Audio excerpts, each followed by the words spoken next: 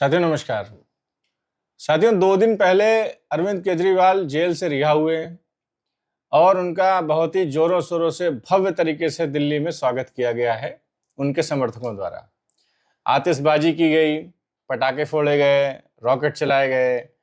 ये वही आतिशबाजी है जिसके लिए अभी कुछ ही दिनों पहले आम आदमी पार्टी के एक प्रवक्ता ने कहा था कि हर बार की तरह इस बार भी दिल्ली में दिवाली में आतिशबाजी पर बैन रहेगा। खूब तेजी से आतिशबाजी हुई। अब आतिशबाजी से आगे बढ़ते हैं। अरविंद केजरीवाल ने आज एक जनसभा को संबोधित किया, अपने कार्यकर्ताओं को बुलाया और मंच से उन्होंने एक घोषणा कर दी।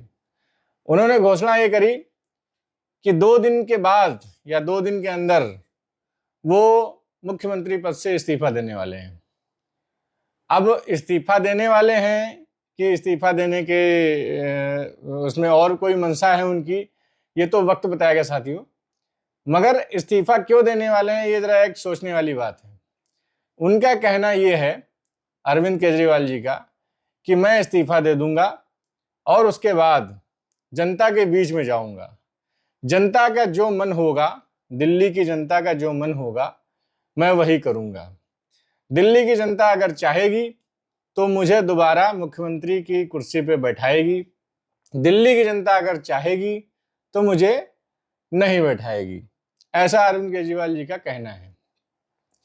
जो व्यक्ति पूरे राष्ट्र की राजनीति की धुरी पे घूमता हो और जिसकी चर्चाएं सारे नेशनल मीडिया और इंटरनेशनल मीडिया भी करते हों, मैं बात कर रहा हूं अरविंद केजरीवाल की। और एक बहुत ही छोटा केंद्र शासित प्रदेश के नाम पे अगर देखा जाए तो दिल्ली बहुत ही छोटा प्रदेश है, जिसमें 3-4 मूलभूत सुविधाओं की जरूरत पब्लिक को पड़ती है।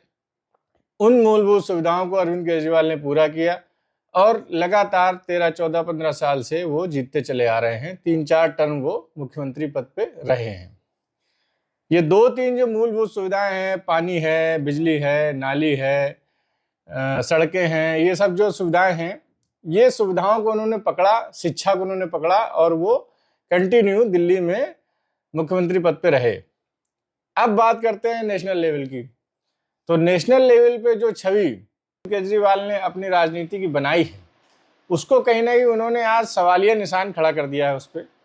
और अरविंद केजरीवाल ने यह भी कहा कि मैं जब जितने दिन भी जेल में रहा, मैंने गीता पढ़ी, मैंने रामायण पढ़ी, मैंने धार्मिक ग्रंथ पढ़े और अब मैं इस फैसले पे आया हूँ कि मैं इस्तीफा दे दूंगा और जब जनता चाहेगी तब चुनाव कराए जाएंगे। तो एक छोटा सा सवाल अरविंद केजरीवाल जी से ये है, दिल्ली के अभी के प्रेजेंट टाइम मुख्यमंत्री, कि आपने गीता पढ़ ली, आपने रामायण पढ़ ली, लेकिन हिंदुस्तान में अभी जो सबसे ज़्यादा आबादी है, अभी जो सबसे ज़्यादा संख्या है, उसमें ज़रूरत थी कि आप एक बार संविधान को पढ़ लेते। अगर आप एक बार संविधान की किताब पढ़ लेते पूरी तरीके से ऊपर से नीचे तक, आपके पास समय ही समय था, तो शायद आज ये अरविंद केजरीवाल ऐसी बात नहीं कहते। और कहीं ना कहीं ये राजनीति से ओत-प्रोत लगती है, लिपटी हुई ये बात लगती है इस्तीफे वाली। और उनका ये भी कहना है कि जो हरियाणा चुनाव होने वाले हैं उनके साथ ही दिल्ली का भी चुनाव करा दिया जाए, ऐसा उनका मानना है। तो साथियों, मेरा सिर्फ मानना इतना है कि जो अरविंद केजरीवाल राष्ट्रीय राजनीति की बात करते थे, दावा ठोकते थे, कहीं ना कहीं उनको आज फिर दिल्ली नज़र आ रहा है, दिल्ली ही दिख रहा है और दिल्ली का ही घर दिख रहा है। उनको ये लग रहा है कि कहीं ऐसा ना हो कि दिल्ली से हमारी सीटें कम हो जाएं या हमारी कुर्सी चली जाए या कुर्सी हिल जाए, क्योंकि इनके सारे बड़े नेता, सभी बड़े लीडर वो जेल की सलाखों के पीछे रहे हैं और कुछ तो जमानत पे हैं, कुछ आज भी अंदर है। तो सवाल सबसे बड़ा ये है कि जो ये काम करने वाले हैं और जो इन्होंने काम किया है दिल्ली के अंदर, दिल्ली में मैं भी रहता हूँ, कुछ दिन दिल्ली में रहता हूँ, कुछ दिन लखनऊ में रहता हूँ। वहाँ की जो पब्लिक चाहती है, वहाँ के जो लोग चाहते हैं, वो 50-50 का रेशियो है वहाँ का। कुछ लोग ऐसे भी हैं कि उनको मुफ्त बिजली और पानी मिल रहा है, उनको सिर्फ इन्हीं 2 मुद्दों पे वो वोट देते हैं। कुछ क्या, बहुत सी संख्या ऐसी है। कुछ लोग ऐसे भी हैं जिनको केजरीवाल हजम नहीं होते, डाइजेस्ट नहीं होते हैं। तो है तबका, कई टाइप का तबका है। इसमें कहीं ना कहीं इनका नुकसान या फ़ायदा क्या होने वाला है ये तो वक्त ही बताएगा, क्योंकि ये जितने दिन भी जेल में रहे उनका शायद इनको लग रहा हो कि हमारा कुछ नुकसान हुआ है, राजनीतिक नुकसान हुआ है। तो कहीं ना कहीं अरविंद केजरीवाल ने एक ऐसा दांव खेला है, एक ऐसा तीर चलाया है, फिर एक बार दिल्ली की जनता को चेक करने के लिए, टेस्ट करने के लिए कि एक बार हम फिर दिल्ली की जनता के ऊपर छोड़ देते हैं, और जैसे उन्होंने पहले छोड़ा था कि जनता चाहेगी तो सब होगा, जनता नहीं चाहेगी तो कुछ नहीं होगा। सही भी है, एक अच्छे नेता के लिए उसकी पहचान होती है कि जनता ही उसको नेता बनाती है, और जनता के द्वारा ही नेता बने तो ज़्यादा सही है।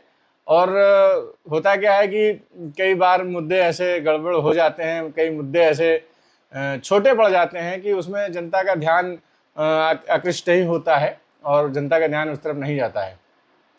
तो देखना है साथियों कि 2 दिन में इस्तीफा देते हैं, दे तो देंगे, अगर बोला है ज़रूर देंगे, मगर जनता की क्या राय होगी, हो सकता है SMS हो, ट्वीट हो, स्टॉप रिज़ाइन करके एक हैशटैग चल जाए, कैंपेन चल जाए। तो 2 दिन 3 दिन के अंदर देखना ये है कि इस्तीफा देते हैं कि नहीं देते हैं, और देते भी हैं तो देने के बाद इनका क्या राजनीतिक कदम आगे होता है। फिलहाल के लिए इतना ही। बहुत बहुत धन्यवाद।